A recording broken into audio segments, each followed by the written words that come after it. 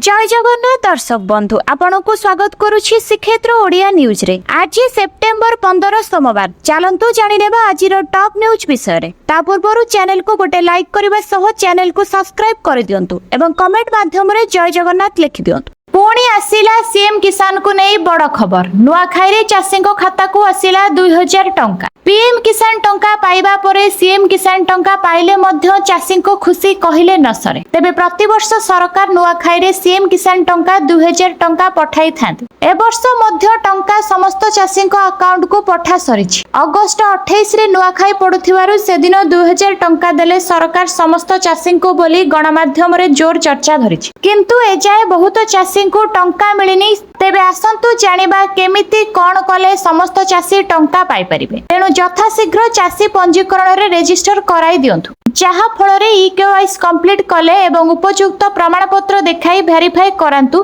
तुरंत पैसा आसी जिवो। चलंतु नजर पकाइबा परवर्ती खबर उपरे।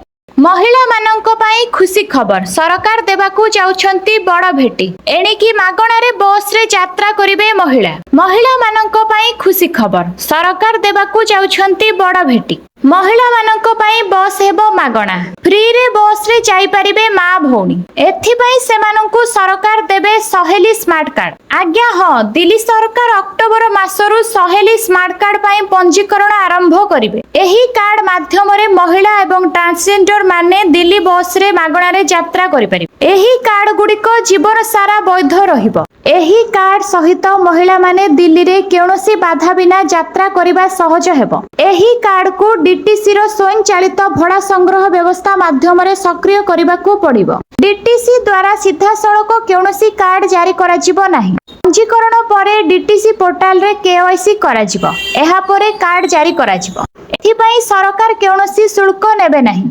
तु बैंक गुडिको एही कार्ड गुडिको पई एक छोट शुल्क नै पारंती।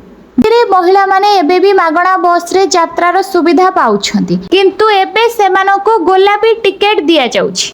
सहारा जमाकारी को मिलिबो आउ 5000 कोटी। सुप्रीम कोर्ट देला अनुमति। सहारा इंडिया रो जमाकारी मानंकू आउ 5000 कोटी टंका फेरस्त मिलिबो। केंद्र सरकार को अनुरोध कर्मे सुप्रीम कोर्ट ए संक्रांत रे निर्देश दैछंती। भारतीय प्रतिभूति और विनिमय बोर्ड निकट रे सहारा ग्रुप पक्षरु जमा करा जायथिबा प्राय 25000 कोटी राशि रु 5000 कोटी टंका प्रदान करिबा पई विचारपति सूर्यकांत और विचारपति जयमाल्य बागची को खंडपीठ निर्देश दैछंती। सहारा ग्रुप ऑफ कोऑपरेटिव सोसाइटी रो जमाकारी मानंकू एही अर्थ फेरस्त करा जिवो, जहा सहारा सेबी रिफंड खातारु केंद्रीय समवाय समिति निबंधकों को दिया जिवो। आवश्यक जांच परे केंद्रीय समवाय समिति निबंधक एही अर्थ जमाकारी मानंकू प्रदान करिवे। सुप्रीम कोर्ट रो 2023 मार्च आदेश दिया जायथिबा प्रक्रिया अनुरूप एहा संपादित हेबो। एथि सहित 2023 डिसेंबर रे आवंटित 5000 कोटी टंकार वितरण पाई अंतिम तारीख 2025 डिसेंबर 31 रु वृद्धि करी 2026 डिसेंबर 31 करा जायछि। पिनाक पाणी महांतीको जनस्वार्थ मामला केंद्र सरकार दाखल करिथिबा आवेदन उपरे सुप्रीम कोर्ट एही आदेश दैछन्ति।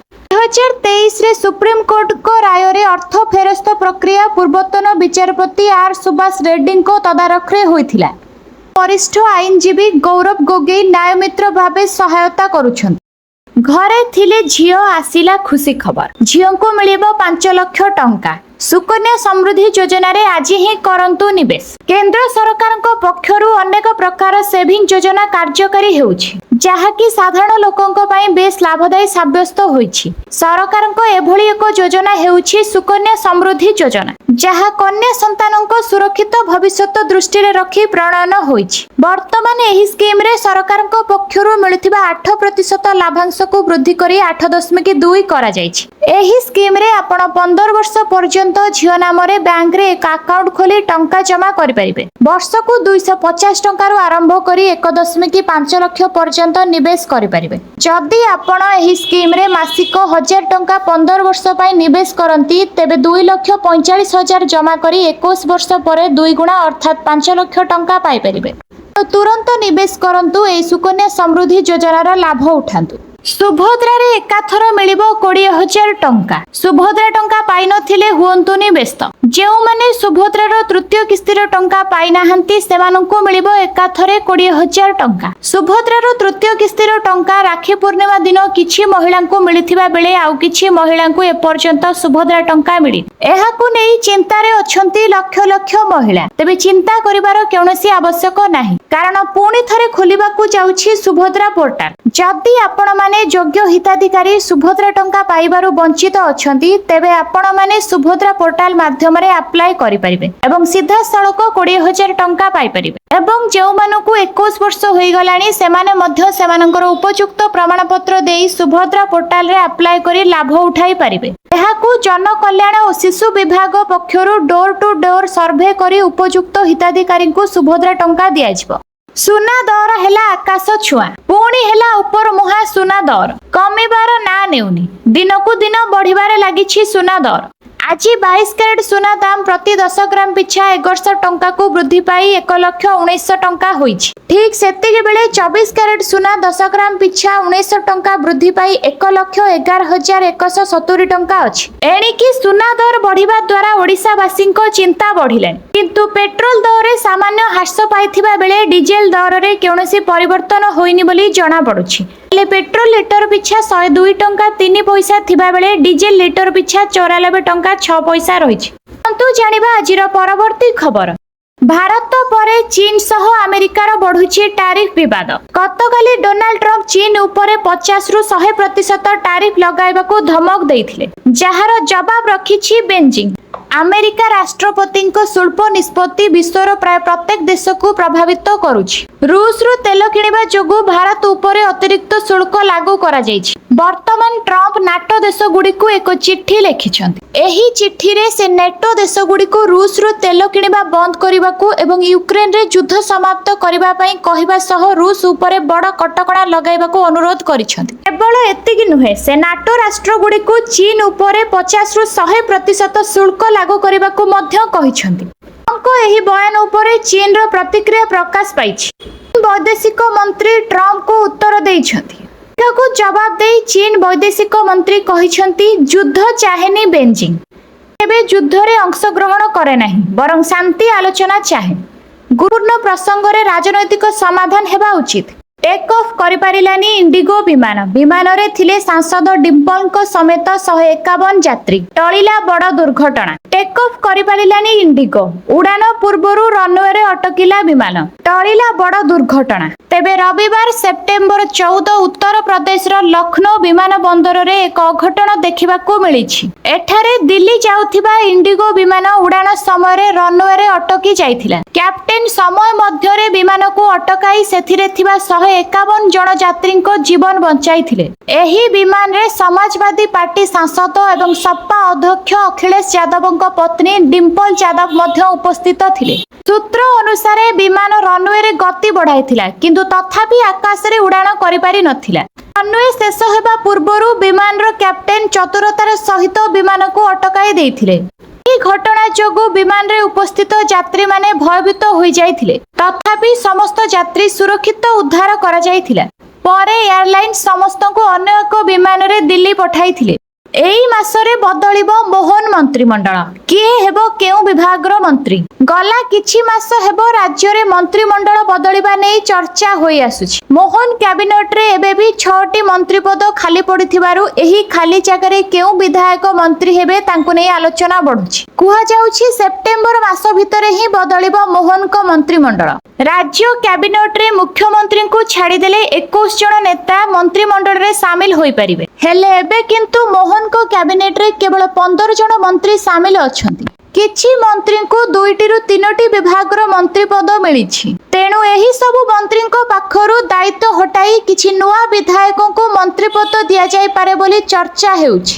ଏଥର ଇଲେକ୍ସନରେ 78 ଆସନ ଜିତି ସରକାରକୁ ଆସିଛି ବିଜେପି, ଯେଉଁଥିରେ 54 ଜଣ ନୂଆ ବିଧାୟକ ରହିଥିବା ବେଳେ 24 ଜଣ ରହିଛନ୍ତି ପୁରୁଣା ବିଧାୟକ। ନିୟମ ମୁତାବକ ଏହା ମଧ୍ୟରୁ ମୁଖ୍ୟମନ୍ତ୍ରୀଙ୍କୁ ଛାଡ଼ିଦେଲେ ଆଉ 21 ଜଣ ନେତା ମନ୍ତ୍ରିମଣ୍ଡଳରେ ସାମିଲ ହୋଇପାରିବେ। लघुचाप प्रभाव रे आज भी सारा राज्य रे वर्षा संभावना रही।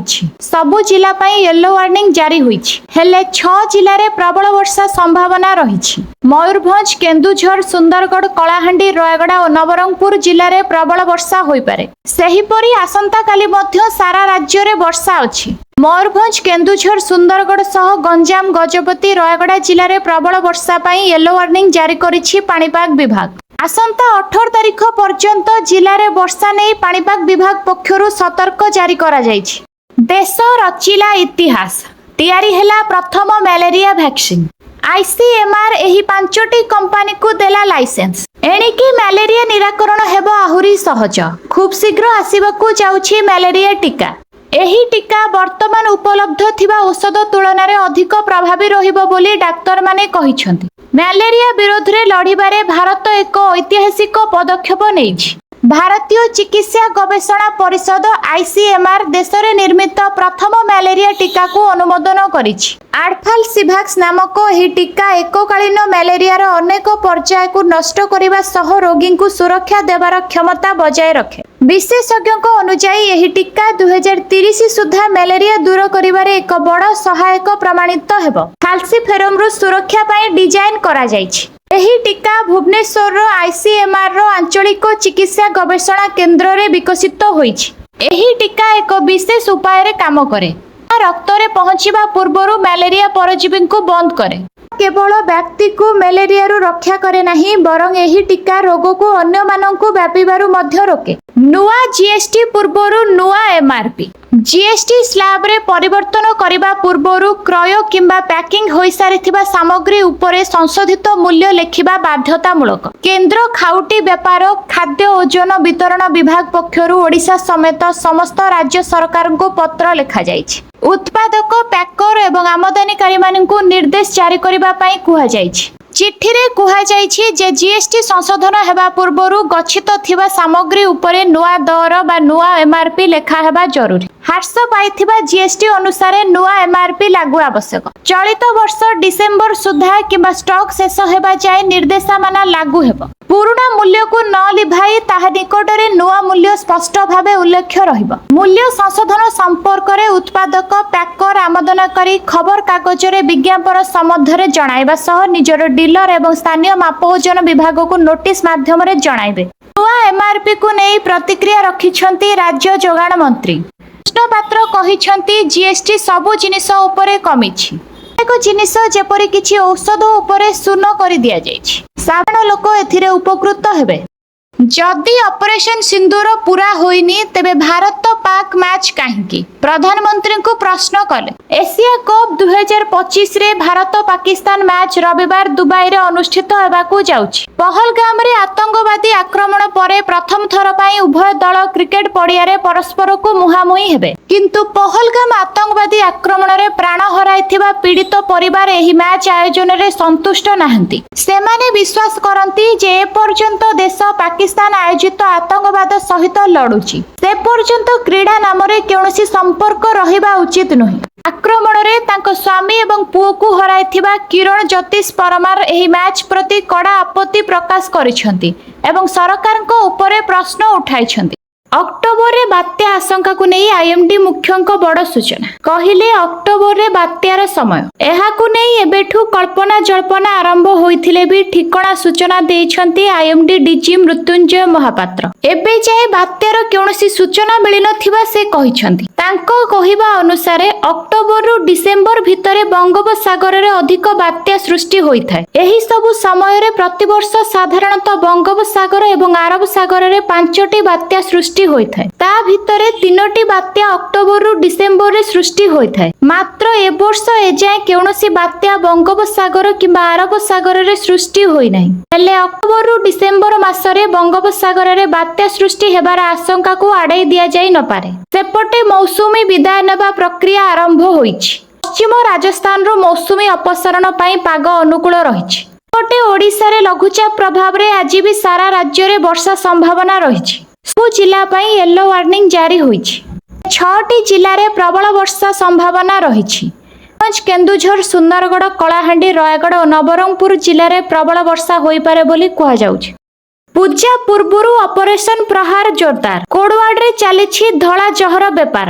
ଏବେ ଆଉ କେବଳ ସହର ନୁହେଁ, ଗାଁ ଗାଁରେ ଚାଲିଛି ନିଶା କାରବାର। ପଥଭ୍ରଷ୍ଟ ହେଉଛନ୍ତି ଯୁବପିଢି। ରାଜ୍ୟରେ ଅପରେସନ ପ୍ରହାର ଜରିଆରେ ଧରା ପଡୁଛନ୍ତି ନିଶା ବେପାରୀ। ନିଶା କାରବାର ଉପରେ କଡା ନଜର ରଖିଛନ୍ତି ପୋଲିସ ଓ ଅବକାରୀ ବିଭାଗ। ପ୍ରତିଦିନ କେଉଁଠି ନା କେଉଁଠି ଚଢଉ ହେଉଛି, ଆଉ ମାଫିଆଙ୍କୁ ବାନ୍ଧୁଛି। ଜଗତସିଂହପୁରରୁ ଝାରସୁଗୁଡା, କଟକରୁ ବାଲେଶ୍ୱର ସବୁଆଡେ ବୁଢିଆଣୀ ଜାଲ ବିଛାଇଛନ୍ତି ନିଶା ମାଫିଆ। ଆଉ ସେମାନଙ୍କୁ ଧରିବା ରେଡ୍ କରୁଛି ପୋଲିସ। ସେପଟେ ଦରକାର ନାହିଁ ଘର କି ଦୋକାନ, ଖୋଲା ପଡିଆ ଖଣ୍ଡେ ବାଇକ୍ ହେଲେ ଗଢି ହେବ ନିଶା ଦ୍ରବ୍ୟ ସାମ୍ରାଜ୍ୟ। ଖୋଲା ମେଲାରେ ଚାଲେ ବେପାର। ଭାଇନା ଚିଠିଟେ ଦେଉନ କହିଲେ ମାତ୍ରେ ହାତ ମୁଠାରେ ମାଲ ଗୁଞ୍ଜୁଛୁ। ବ୍ରହ୍ମପୁର ସହରରେ ଏମିତି ଚାଲିଛି ଧଳା ଜହର ବେପାର। ବେସରକାରୀ ବିଭାଗ ଯେତିକି ପାଦ ଆଗକୁ ବଢାଉଛନ୍ତି, ଏ ସାମ୍ରାଜ୍ୟ ସେତିକି ବଡ ହୋଇ ଚାଲିଛି। ଧୀରେ ଧୀରେ ପୁରା ଗଞ୍ଜାମ ଜିଲ୍ଲାକୁ କବ୍ଜା କରିବାକୁ ବସିଛି। ଛାଇ ଯାଇଛି ବ୍ରାଉନ ସୁଗାର ବେପାରର ସିଣ୍ଡିକେଟ। ବକେୟା ବିଲ୍ ପାଇଁ ଖଲିକୋଟାର ମହାପ୍ରଭୁଙ୍କ ମନ୍ଦିର ଅନ୍ଧାର। ବାକି ପଡିଛି 4 ଲକ୍ଷ ଟଙ୍କା ବିଦ୍ୟୁତ ବିଲ୍। ପାଖାପାଖି 4 ଲକ୍ଷ ଟଙ୍କାର ବିଦ୍ୟୁତ ବିଲ୍ ବାକି। ବିଲ୍ ପୈଠ ନ କରିବାରୁ ମନ୍ଦିରରୁ ବିଦ୍ୟୁତ ବିଚ୍ଛିନ୍ନ କରିଦେଲେ ବିଦ୍ୟୁତ ସରବରାହ ସଂସ୍ଥା। 6 ମାସ ହେଲା ଚୋରା ବିଦ୍ୟୁତରେ ଚାଲିଛି ମନ୍ଦିର। ସେପଟେ ଜରାଜୀର୍ଣ୍ଣ ହୋଇ ବିଭିନ୍ନ ସମସ୍ୟା ଦେଇ ଗତି କରୁଛି ଜଗନ୍ନାଥ ମନ୍ଦିର। ଖଲିକୋଟ ଜଗନ୍ନାଥ ମନ୍ଦିରର ବିଦ୍ୟୁତ ବିଚ୍ଛିନ୍ନ କରିଛି ଟିପିଏସ୍ ଓଡିଏଲ୍। ବିଦ୍ୟୁତ ବିତରଣକାରୀ ସଂସ୍ଥାର ଅଭିଯୋଗ 4 ଲକ୍ଷରୁ ଅଧିକ ଟଙ୍କା ବିଲ୍ ବାକି। ମନ୍ଦିର ଦାୟିତ୍ୱରେ ଥିବା ଦେବୋତ୍ତର ବିଭାଗ ବିଦ୍ୟୁତ ବିଲ୍ ଦେଉନାହିଁ। ଖଲିକୋଟ ସ୍ୱର୍ଗତ ରାଣୀ ଭି ସୁଜ୍ଞାନୀ କୁମାରୀ ଦେଓ ମନ୍ଦିର ପରିଚାଳନା କମିଟିର ସଭାପତି ଥିଲେ। ତାଙ୍କ ଦେହାନ୍ତ ପରେ ଆଉ ଗଠନ ହୋଇନି ନୂତନ କମିଟି। ବିଭିନ୍ନ ସମସ୍ୟା ଦେଇ ଗତି କରୁଛି ମହାପ୍ରଭୁଙ୍କ ମନ୍ଦିର। ଜଗନ୍ନାଥଙ୍କର ରହିଛି 800 ଭରଣ ଅମୃତ ମୋହିନୀ ଜମି। ଏଠାରୁ କେତେ ଆୟ ହେଉଛି ତାହା ହିସାବ କାହା ପାଖରେ ନାହିଁ। ଠାକୁରଙ୍କ ଜାଗାରେ ନିର୍ମିତ ଦୋକାନ ଓ ଅବଢାରୁ ଲକ୍ଷ ଲକ୍ଷ ଟଙ୍କା ଆଦାୟ କରୁଛି ଦେବୋତ୍ତର ବିଭାଗ। ବିଦ୍ୟୁତ ବିଲ୍ କାହିଁକି ପୈଠ କରୁନି? ଓଡ଼ିଶା ଆସିବେ ମୋଦି, ଏଥର କରିବେ କି ବଡ଼ ଘୋଷଣା। ଦକ୍ଷିଣରେ ପଶିବ, ଉତ୍ତର ଆଡୁ ଦଖଲ କରି କରି ଯିବ। 27ରେ ବ୍ରହ୍ମପୁର ଗସ୍ତରେ ଆସୁଛନ୍ତି ପ୍ରଧାନମନ୍ତ୍ରୀ ନରେନ୍ଦ୍ର ମୋଦି। ସେଠାରେ ଆୟୋଜନ ହେବାକୁ ଥିବା ଜନସମାବେଶରେ ସାମିଲ ହେବେ ପିଏମ୍। ମୋଦିଙ୍କ ଗସ୍ତ ସମ୍ପର୍କରେ ରାଜସ୍ୱ ମନ୍ତ୍ରୀ ସୁରେଶ ପୂଜାରୀ ସ୍ପଷ୍ଟ କରିବା ପରେ କିଛି ଏମିତି ଚର୍ଚ୍ଚା ହୋଇଛି। 24 ସାଧାରଣ ନିର୍ବାଚନ ସମୟରେ ମୋଦି ବ୍ରହ୍ମପୁରରେ ସଭା କରିଥିଲେ। ପରେ ପରେ ଫଳାଫଳ କଣ ହେଲା ତାହା ପୁରା ଓଡ଼ିଶା ଦେଖିଲା। ଏବେ ପୁଣି ଥରେ ମୋଦି ବ୍ରହ୍ମପୁର ଗସ୍ତରେ ଆସୁଥିବାରୁ ସ୍ଥାନୀୟ ଅଞ୍ଚଳର ନେତା, କର୍ମୀ ଓ ସାଧାରଣ ଜନତା ସମସ୍ତେ ଉତ୍ସାହିତ। ଯେବେ ଯେବେ ପ୍ରଧାନମନ୍ତ୍ରୀ ଓଡ଼ିଶା ଆସିଛନ୍ତି, ସେବେ ସେବେ ରାଜ୍ୟକୁ କିଛି ନା କିଛି ଭେଟି ଦେଇଛନ୍ତି। ତେଣୁ 27 ତାରିଖରେ ମୋଦି ଓଡ଼ିଶା ଆସିଥିବାରୁ ପୁଣି କିଛି ନୂଆ ଭେଟି ଦେବେ ବୋଲି ଚର୍ଚ୍ଚା ହେଉଛି। ଅବଶ୍ୟ ଏନେଇ କୌଣସି ସ୍ପଷ୍ଟ ସୂଚନା ନାହିଁ। କଥା ହେଲା, ସାଧାରଣ ନିର୍ବାଚନ ପରେ ବିଜେପି ଧୀରେ ଧୀରେ ଦକ୍ଷିଣରେ ନିଜର କାୟା ବିସ୍ତାର କରୁଛି। ଦିନେ ଗଞ୍ଜାମ ବିଜେଡିର ଗଡ଼ ଥିବା ବେଳେ ଏବେ କିନ୍ତୁ ସେଇଠି ରାଜ କରୁଛି ବିଜେପି। ପୁଣି ଥରେ ଦକ୍ଷିଣ ଓଡ଼ିଶା ଗସ୍ତରେ ପିଏମ୍ ଆସୁଥିବାରୁ ବିଜେପି ଫୋକସରେ ଦକ୍ଷିଣ ଓଡ଼ିଶା ବୋଲି ସ୍ପଷ୍ଟ ହୋଇଛି। ରୁଷ କରିଛି ଭୟଙ୍କର ପରମାଣୁ ମିସାଇଲ, କାମ କରିବନି ଆମେରିକାର ଡିଫେନ୍ସ ସିଷ୍ଟମ। ରୁଷ ଦୁନିଆର ବିପଦଜନକ ହତିଆର ତିଆରି କରିଥିବା ଦାବି କରିଛି। ଏହାର ନାଁ ହେଉଛି ବୁରେଭେସ୍ତେନିକ୍। ନାଟୋ ଦେଶର ଏହାକୁ କୁହାଯାଉଛି ସ୍କାଏଫଲ୍। ଏହା ହେଉଛି ଏକ କ୍ରୁଜ୍ ମିସାଇଲ ଯାହା ପରମାଣୁ ଶକ୍ତିରେ ଚାଲିଥାଏ। ଏହା ପରମାଣୁ ଅସ୍ତ୍ର ନେବା ଆଣିବା କରିପାରିବ। ରୁଷ ରାଷ୍ଟ୍ରପତି ଭ୍ଲାଦିମିର ପୁତିନ ଦାବି କରିଛନ୍ତି ଯେ ଏହି ମିସାଇଲ ହେଉଛି ଅଜେୟ। ବୁରେଭେସ୍ତେନିକ୍ ହେଉଛି ଏକ କ୍ରୁଜ୍ ମିସାଇଲ, କିନ୍ତୁ ଅନ୍ୟ ମିସାଇଲ ଠାରୁ ପୁରା ଅଲଗା। ଏଥିରେ ଏକ ଛୋଟ ପରମାଣୁ ରିଆକ୍ଟର ଲଗାଯାଇଛି, ଯାହା ଏହି ମିସାଇଲକୁ ଅସୀମିତ ଦୂରତା ଦେଇଥାଏ। ଇନ୍ଧନ ସରିଗଲେ ସାମାନ୍ୟ ମିସାଇଲ ରହିଯାଇଥାଏ, କିନ୍ତୁ ବୁରେଭେସ୍ତେନିକ୍ ପରମାଣୁ ଶକ୍ତିରେ ଚାଲିଥିବାରୁ ସପ୍ତାହ ସପ୍ତାହ, ମାସ ମାସ ଧରି ଚାଲିପାରେ। 2016ରୁ 2019 ମଧ୍ୟରେ ଏହି ମିସାଇଲର ଅନେକ ପରୀକ୍ଷଣ ବିଫଳ ହୋଇଛି। 2023ରେ ଏହାର ସଫଳ ପରୀକ୍ଷଣ ହୋଇଥିବା ଦାବି କରିଛି ରୁଷ ରାଷ୍ଟ୍ରପତି। ନିଶା ଦ୍ରବ୍ୟ ଖୁଆଇ ଯୁବତୀଙ୍କୁ ଗଣଦୁଷ୍କର୍ମ, 3 ଅଭିଯୁକ୍ତକୁ ବାନ୍ଧିଲା ପୋଲିସ। ଭୁବନେଶ୍ୱରରେ ଯୁବତୀଙ୍କୁ ଗଣଦୁଷ୍କର୍ମ ଘଟଣାରେ 3 ଗିରଫ। ଲଜ୍ ଭିତରେ ଜଣେ ଯୁବତୀଙ୍କୁ ନିଶା ଦ୍ରବ୍ୟ ଖୁଆଇ ଗଣଦୁଷ୍କର୍ମ କରାଯାଇଥିବା ଅଭିଯୋଗ ହୋଇଥିଲା। ଏହି ଅଭିଯୋଗ ପରେ ଲଜ୍ କର୍ମଚାରୀଙ୍କ ସମେତ 3 ଜଣଙ୍କୁ ଗିରଫ କରିଛି ଚନ୍ଦ୍ରଶେଖରପୁର ଥାନା ପୋଲିସ। ଗିରଫ ପରେ ଅଭିଯୁକ୍ତମାନେ ସେମାନଙ୍କର ଦୋଷ ସ୍ୱୀକାର ବି କରିଛନ୍ତି। गिरफ 3 अभियुक्तों घर जगतसिंहपुर जिले बोली जनापड़ी। चंदन हाथी और प्रसन्न कुमार आचार्य जगतसिंहपुर बिरडा थाना चाषीखंड अंचलर।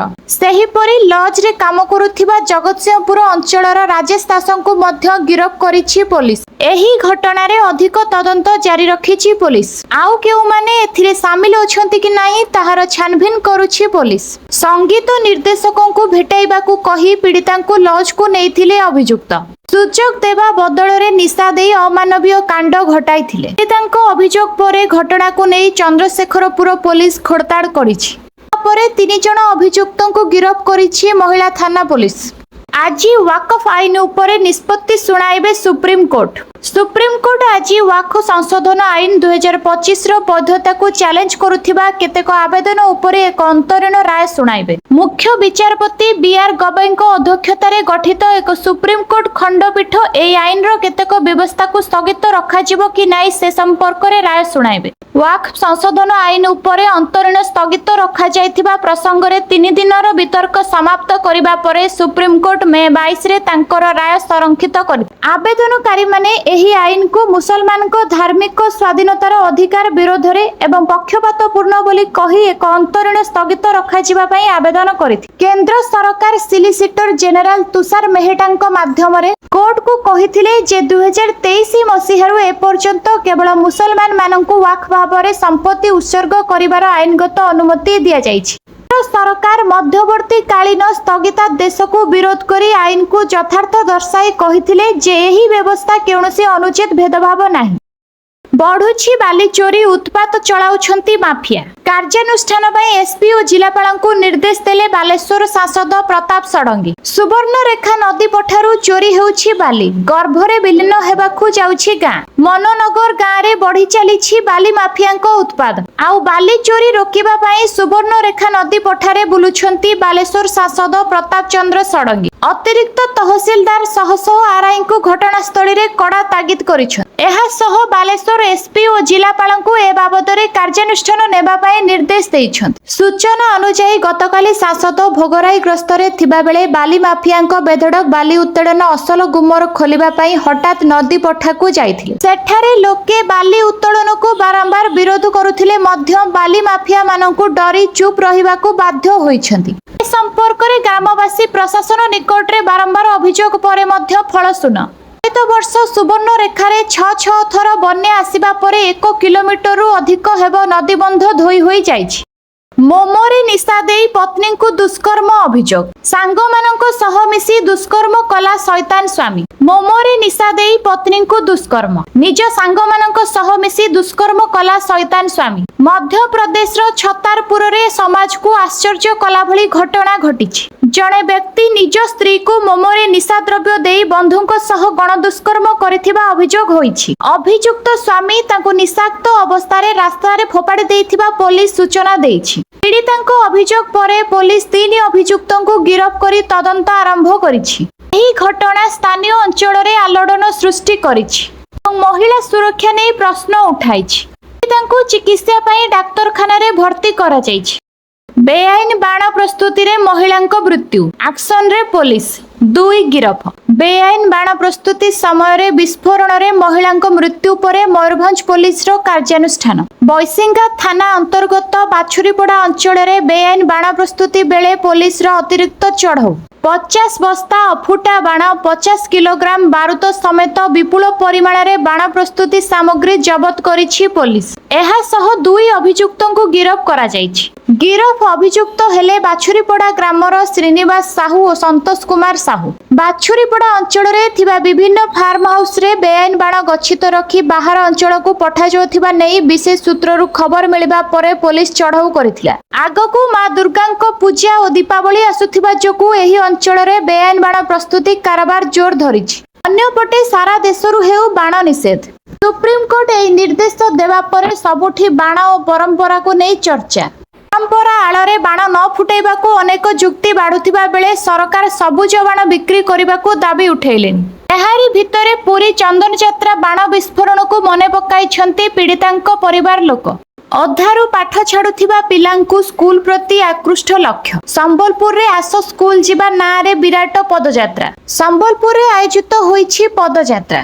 ଆସ ସ୍କୁଲ ଯିବା ନାଁରେ ଏହି ପଦଯାତ୍ରା ସମ୍ବଲପୁର ରିଜର୍ଭ ପୋଲିସ ପଡ଼ିଆରୁ ବାହାରି ଗଙ୍ଗାଧର ମେହେର ବିଶ୍ୱବିଦ୍ୟାଳୟ ପର୍ଯ୍ୟନ୍ତ ଯାଇଥିଲା। ଏଥିରେ ଶହ ଶହ ଛାତ୍ରଛାତ୍ରୀ ଶିକ୍ଷକ ଯୋଗ ଦେଇଥିଲେ। ଏହି କାର୍ଯ୍ୟକ୍ରମରେ କେନ୍ଦ୍ର ଶିକ୍ଷାମନ୍ତ୍ରୀ ଧର୍ମେନ୍ଦ୍ର ପ୍ରଧାନ ମଧ୍ୟ ସାମିଲ ହୋଇଛନ୍ତି।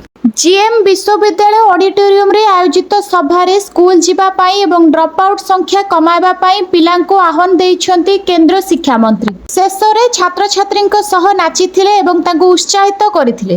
ଅଧାରୁ ପାଠ ଛାଡୁଥିବା, ଆଦୌ ନାମ ଲେଖାଉନଥିବା ଏବଂ ବିଦ୍ୟାଳୟ ବାହାରେ ଥିବା ପିଲାଙ୍କୁ ଶିକ୍ଷାର ମୁଖ୍ୟ ସ୍ରୋତରେ ସାମିଲ କରିବା ପାଇଁ ରାଜ୍ୟବ୍ୟାପୀ ଏହି ଅଭିଯାନ ଆରମ୍ଭ ହୋଇଛି। ସମ୍ବଲପୁର ଜିଲ୍ଲାରେ ପ୍ରାୟ 1,06,000 ପିଲା ପାଠ ପଢୁଥିବା ବେଳେ 3,000 ପିଲା ସ୍କୁଲ ଯାଉନଥିବା କହିଛନ୍ତି କେନ୍ଦ୍ର ଶିକ୍ଷାମନ୍ତ୍ରୀ ଧର୍ମେନ୍ଦ୍ର ପ୍ରଧାନ। ଧର୍ମେନ୍ଦ୍ରଙ୍କ ସହ ପଞ୍ଚାୟତି ରାଜ ମନ୍ତ୍ରୀ ରବି ନାରାୟଣ ନାୟକ ମଧ୍ୟ ଯୋଗ ଦେଇଛନ୍ତି। ବୁଢା ବଳଙ୍ଗ ସୁଅରେ ଭାସିଗଲା ନିମ୍ନମାନର ନିର୍ମାଣ। କାମ ସରିବାର ମାତ୍ର 6 ମାସରେ ଧୋଇଗଲା 15 କୋଟିର ପଥର ପ୍ୟାଚିଂ। 6 ମାସ ଗଲାନି 15 କୋଟି 63 ଲକ୍ଷର ଆଡିବନ୍ଧ।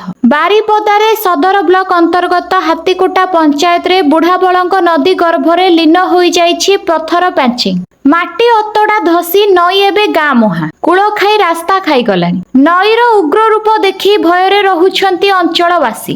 ନିମ୍ନମାନ ପଥର ପ୍ୟାକିଂ ଯୋଗୁଁ ବର୍ଷେ ବି ଗଲା ନାହିଁ ବୋଲି ଅଭିଯୋଗ ହୋଇଛି। 10 ବର୍ଷରେ ବୁଢାବଳଙ୍ଗ ପେଟକୁ ଚାଲିଗଲାଣି 100 ଫୁଟ ସ୍ଥଳଭାଗ।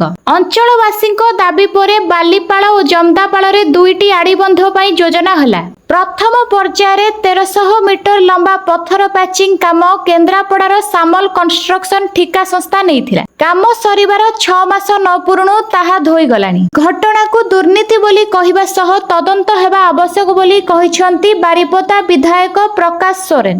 ଅନ୍ୟପଟେ ମୟୂରଭଞ୍ଜ ଇରିଗେସନ ଟିମ୍ ସହ ଉପଜିଲ୍ଲାପାଳ ଘଟଣାସ୍ଥଳ ପରିଦର୍ଶନ କରିଛନ୍ତି। ଶୀଘ୍ର କାର୍ଯ୍ୟାନୁଷ୍ଠାନ ମଧ୍ୟ ଗ୍ରହଣ କରାଯିବ ବୋଲି କହିଛନ୍ତି ମୟୂରଭଞ୍ଜ ଜିଲ୍ଲାପାଳ ଶ୍ରୀ ହେମକାନ୍ତ ସୟ। ভিডিওটিକୁ ଶେଷ ଯାଏ ଦେଖିଥିବାରୁ ଆପଣଙ୍କୁ ଧନ୍ୟବାଦ। ଯଦି ଆପଣ ଏପର୍ଯ୍ୟନ୍ତ ଲାଇକ୍ କରିନାହାନ୍ତି ତେବେ ଗୋଟେ ଲାଇକ୍ କରି କମେଣ୍ଟରେ ଜୟ ଜଗନ୍ନାଥ ଲେଖିଦିଅନ୍ତୁ। ଆଉ ପାଖରେ ଥିବା ସବସ୍କ୍ରାଇବ ବଟନରେ କ୍ଲିକ୍ କରି ବେଲ୍ ଆଇକନରେ ଅଲ୍ ପ୍ରେସ୍ କରିଦିଅନ୍ତୁ। ଧନ୍ୟବାଦ।